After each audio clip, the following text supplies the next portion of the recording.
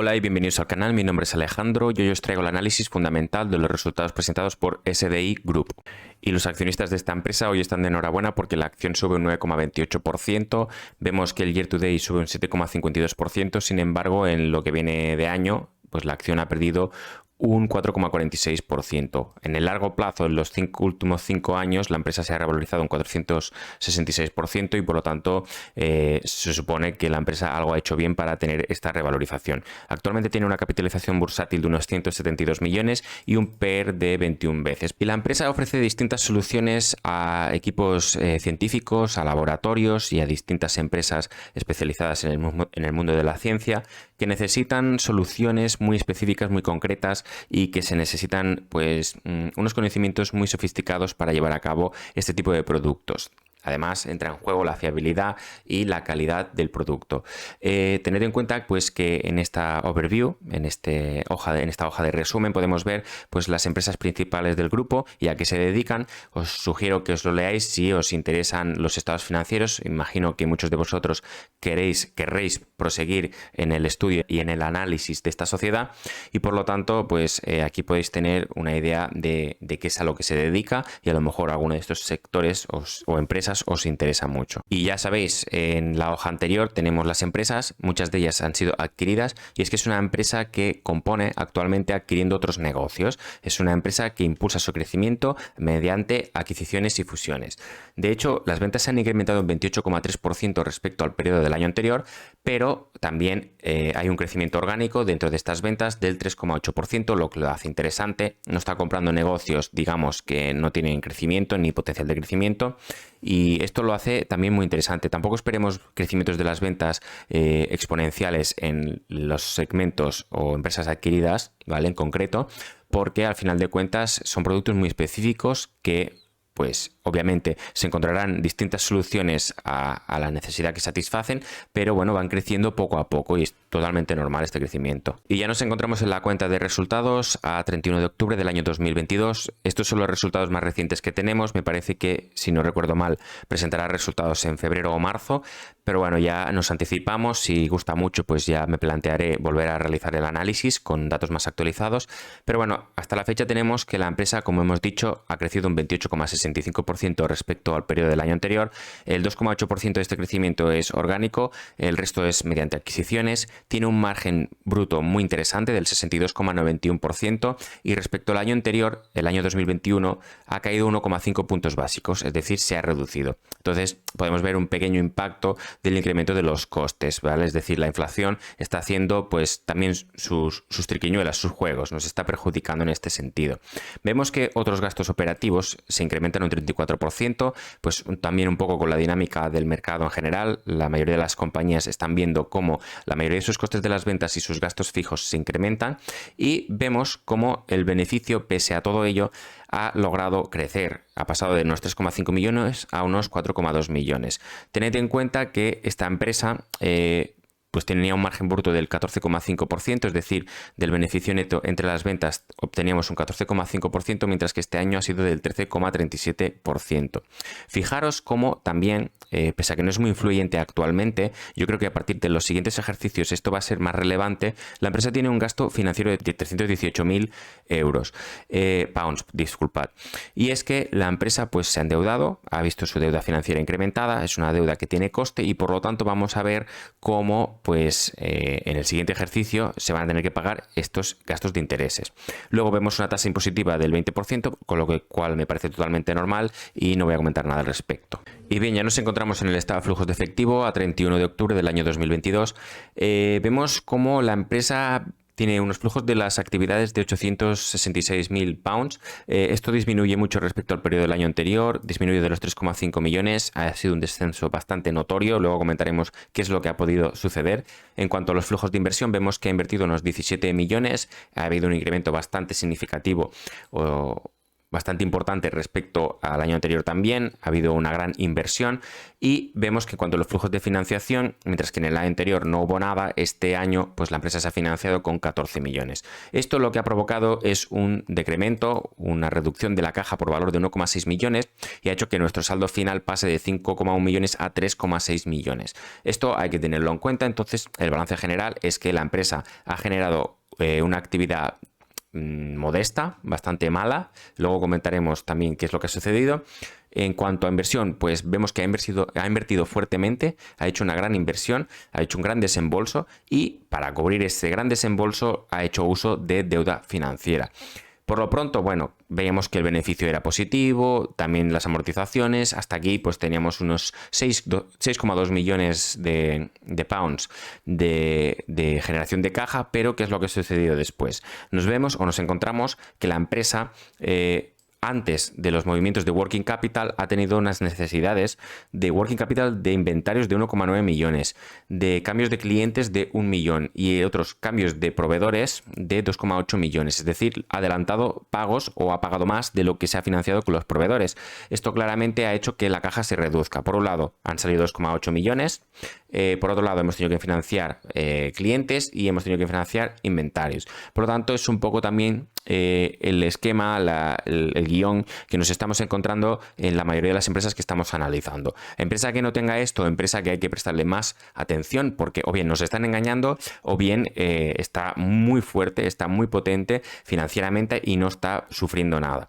Entonces nos encontramos que estas dos afectaciones son las que le han provocado a la empresa que genere menos efectivo. Además vemos un gran incremento de los gastos de interés y obviamente pues pese a ganar más vemos que los impuestos pagados pues se mantienen digamos entre planos. En cuanto a las inversiones vemos los capital expenditures de 443 disminuyen respecto al año anterior. Fijaros que si lo comparamos con las amortizaciones pues es insignificativo. Podríamos decir que la empresa es asset light, al menos invierte poco en gastos de capital. Esto ya lo averiguaremos más cuando lleguemos al balance, que está aquí a la izquierda, pero que he ocultado para no despistar. Y vemos que ha comprado una empresa por valor de 16,5 millones. De hecho, creo que son dos y lo menciona en el mismo reporte.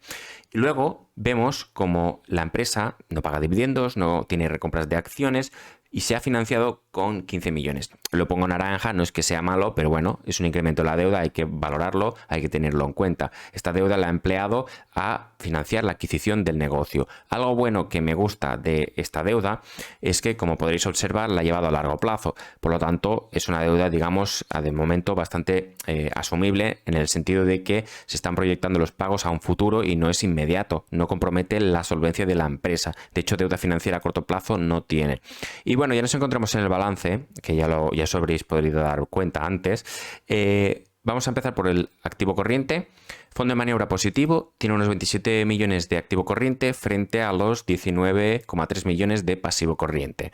Esto pues, claro, provoca una holgura financiera, significa que cobramos, tenemos cash antes de lo que tenemos que pagar y encima pues sobra dinero. Si liquidásemos todos los activos corrientes con todos los pasivos corrientes, nos sobraría dinero. Luego vemos que hay un gran problema, pero bueno, para nada no solucionable. Tiene solución. Se nos están acumulando inventarios, se nos están acumulando clientes. Totalmente normal teniendo en cuenta el contexto en el que nos encontramos, en el parón que hay, también en el incremento de los costes y también, pues, si los costes se incrementan, pues se incrementarán los valores de los inventarios. Esto imagino que se trasladará a los clientes mediante el precio de venta. Y luego, pues, bueno, obviamente hay que vigilar la rotación, pero es que tales crecimientos que tiene la empresa y además se han unido dos empresas más en este global, en este activo y pasivo. Y es totalmente normal que cuando hay grandes crecimientos, pues se incrementen los inventarios, se incrementen los clientes. Siempre hay un remanente, una pequeña partida que se queda aquí atascada y es inevitable en muchas empresas. Luego está el caso de Meta, que apenas tiene clientes. Y luego, bueno, tened en cuenta que esto, si nos acumulan los saldos aquí, pues si no hay otra forma de generar cash, pues esto pues se ve muy pequeñito, ¿no? Muy escaso. Tenemos 3,6 millones para ir tirando. A medida que vayamos cobrando estos clientes, se irán haciendo pago y haciendo frente a estos proveedores. Y bueno, después de esto, después de vigilar la rotación, nos fijamos que es una empresa que tiene bastantes activos intangibles, tendrá pues licencias, tendrá investigación y desarrollo de producto y sobre todo seguramente goodwill, fondo de comercio generado básicamente por la adquisición de otros negocios. La compra de otras sociedades lo que provoca es que cuando pagamos un precio sobre el valor contable de la empresa en cuestión, pues esa diferencia es el fondo de comercio. Es una forma de decir que justificamos ese sobreprecio porque nos va a generar un flujo futuro. De momento no hay impairments, ¿vale? Pero oye, son 47 millones, es la mayor parte de este activo, casi el 50%. Si lo comparamos con el patrimonio neto, que es de 40 millones, pues claro, nos encontramos que es casi, supera el 100% del patrimonio neto. Y bueno, tampoco le voy a dar mucho peso. Primero habría que averiguar qué parte de aquí es fondo de comercio y qué parte de aquí son activos intangibles y qué activos intangibles. Pero bueno, de momento lo dejo aquí. Y bueno, lo que ya hemos comentado anteriormente, siempre comentamos la deuda de las empresas. 19 millones limpitos, deuda a largo plazo. 0 a corto plazo, una calidad de la deuda buena, uy, qué descentrado estoy, es una calidad de la deuda buena, los vencimientos irán llegando y se irán pagando, se entiende que la empresa pues irá generando caja de su actividad y esta caja a medida que vaya subiendo la empleará para el pago de la deuda, sobre todo cuando ésta se reclasifique a corto plazo. Y en cuanto al patrimonio neto, vemos que es del 44% sobre el pasivo total. Es una empresa, digamos, bastante capitalizada. El patrimonio neto es superior claramente a la deuda financiera. Esta deuda financiera obviamente se ha empleado para pagar las empresas que han generado pues este goodwill, ¿vale? Pero fijaros que también hay planta propia de equipo, que no lo he mencionado. La empresa elabora y fabrica pues este tipo de dispositivos que necesitan los científicos, por lo tanto necesita fábricas, almacenes y equipo que le ayude a generar estos productos. Y en teoría esta deuda, pues digamos, tiene una cobertura que son los activos. Por ahí bien, hay una garantía. Además, parece ser que la empresa, pues, puede ir generando caja. Este año ha sido malo, pero si lo comparamos con el año anterior, genera bastante caja. Y luego nos encontramos que la empresa, pues el 25% aproximadamente de su patrimonio neto es mediante las acciones, son los accionistas que han pues pagado este capital, pero el resto son 25 millones, es más del 50%, que es gracias a los ingresos o beneficios retenidos. Por lo tanto, es una empresa que capitaliza, fijaros cómo se incrementa el patrimonio neto, en base a sus beneficios. Esto es muy interesante, es lo que yo realmente busco. Luego intento ver qué es lo que falla y tal, pero esto es uno de los puntos claves principales que yo valoro en una empresa. Que ésta sea capaz de generar beneficios, que tenga un buen capital allocation y que sea capaz de capitalizar. ¿Por qué me interesa que capitalice? Porque cuando aumenta el capital, o bien aumenta los activos, o sobre todo aumenta el cash. ¿Y qué pasa cuando tenemos cash? Pues que podemos hacer lo que queramos. Podemos comprar más empresas si es que existen oportunidades en el mercado. Podemos repartir dividendos, recomprar acciones. Ese es el dinero que se debe emplear. Y mientras sigamos así, pues también, a medida que aumente el patrimonio neto, pues tendremos más capacidad de endeudamiento para también seguir comprando. Esto es una bola de nieve que se va haciendo mayor y que si todo va viento en popa, todo va bien. Ahora bien, cuando las cosas van mal, que se impermen de aquí, que te bajo el patrimonio. Que si llega un vencimiento de deuda a largo plazo, se pone a corto plazo y no tengo el dinero. Entonces ahí empiezan a haber complicaciones. Pero si el management es bueno, si habéis hecho una buena investigación, yo aquí pues no lo estoy especificando.